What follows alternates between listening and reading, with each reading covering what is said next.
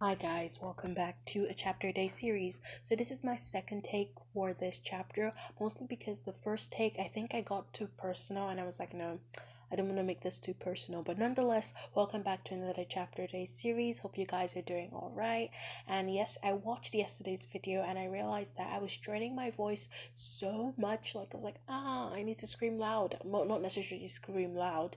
I need to talk loud so you guys can hear me. But now I have this kind of like coldish voice, but I don't have a cold. But yeah, welcome back to another chapter. So today we're going to be reading Deuteronomy chapter 24, which means we have 9 more days until we're done with the book of Deuteronomy. Guys, it still sounds so unreal for me. I can't wait. Like, I don't know what we're gonna use, to celebrate this because this is a very big celebration. I don't know if I'm going to put on like a live, and show my face. I don't know. Like, I don't know what I'm gonna do. The inspiration will fall upon me, the spark will fall upon me, and I will know by God's grace on what to do. But yeah, today we're reading Deuteronomy chapter 24. Yesterday we read Deuteronomy chapter 23, which talked about chastity and how that is a Christian virtue we're supposed to follow.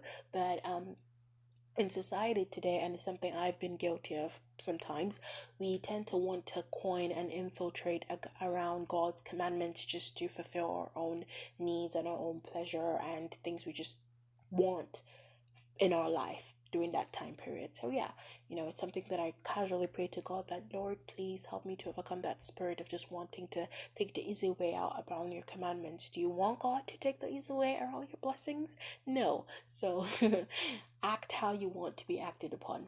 So yeah, it was a very nice chapter to read. And today we're reading Deuteronomy chapter 24. It has 22 verses, which again I'm gonna say is short because Deuteronomy chapter 28 has 68 verses, guys. Let that sink in. 68. That's long. You can't compare it to this. But yeah, it was a pretty short chapter and straightforward. So it talked about the duty a brother's wife has and the moral standards. So basically, it's a straightforward chapter in the sense that if a woman is becomes a widow, her brother-in-law in this chapter is supposed to marry her and take the responsibility as a father for her children and as a head of the family. But I think like in today's society everyone would be like, you really want to marry your sister-in-law? Isn't that really a bit you know weird? And I know society might just be like, that's a little bit weird. Okay, fine, forget about that. But if your sister in law is supposed to become a widow, you're supposed to come up and take the responsibility and be that manly figure and head of the family for your niece and your nephews. That's the part that I really just want to be focused on. But yeah, no verse actually stood out to me because it was just straightforward and it was very understandable and it was very easy to contrast in today's society. So yeah, that was really straightforward. Now guys, I want to talk about something. Now, I don't like getting really personal on this channel about myself because I just wanted to be focused on God and us trying to build a relationship with God. But I feel there are several times where I just have to get a little bit personal so that I will be able to pass a message that still relates to building a relationship with God. So, as you guys know, college is about to start and stuff like that. And I had everything just planned out, things I wanted to do, stuff like that, stuff like that. I was like, I'm gonna do this, I'm gonna do that, I'm gonna achieve this, I'm gonna go in the fall. You just have all these plans and think you want to achieve. But guess what? Maybe that plan isn't God's plan. Maybe that timing, the plan may be God's plan, but the timing may not be God's timing. So, things change, stuff change, everything just moved to the spring. I was like, okay, I can't make it in the fall. Everything just moved to the spring.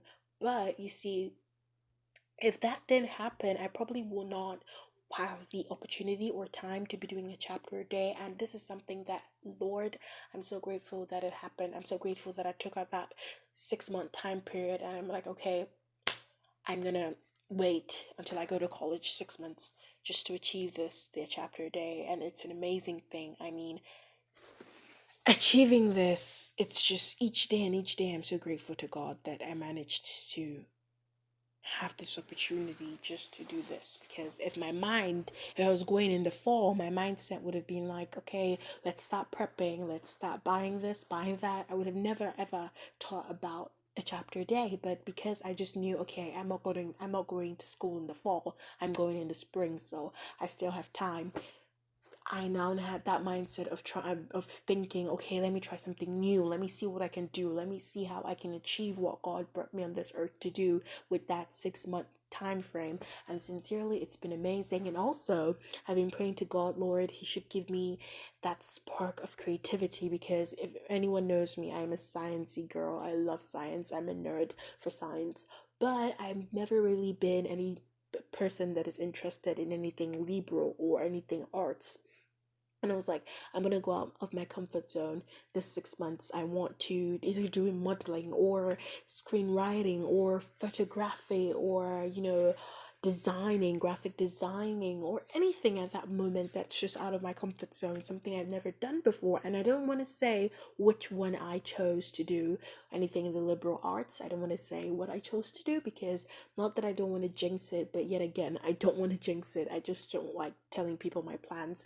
But yeah, I've chose something to do in the liberal arts. I've not told anyone. I'm gonna start tomorrow. It's just I can't wait. Like, creativity, the spark is just so amazing, and I really just hope it comes out successful, because not only would I felt accomplished, it might just, I might use it like a side career. I'll be like that doctor that is also kind of like a liberal arts person by the side. So yeah, I'm really, really happy for that. I'm really grateful for that inspiration I got at the moment, and it was just so amazing. Everything just fell into place, and I'm just so grateful to God. So yeah, apart from that, I'm gonna try and get certificates and that are science inclined, and maybe something that's computer science inclined. I don't know, but there's a lot of things I want to achieve during this 6 month, I call it aka 6 month gap period before I start college in the spring. So I can't wait. I'm really, really happy and grateful to God. So yeah, I hope you guys are staying safe and doing all right. Please, please, please accept God as your personal Lord and Savior. I can't even express how it feels to build a relationship with God, talk less of having like and maintaining and blossoming a relationship with God. It's a really amazing feeling, and a few days back I literally just experienced God's love in my life. I just stood where I was and I looked up into the sky. I was like, God, I love you. Like, I felt so much love in my heart. I was like, God, I love you. And I just felt so happy at that moment. So I hope you guys are doing safe and staying all right. See you guys tomorrow. Bye.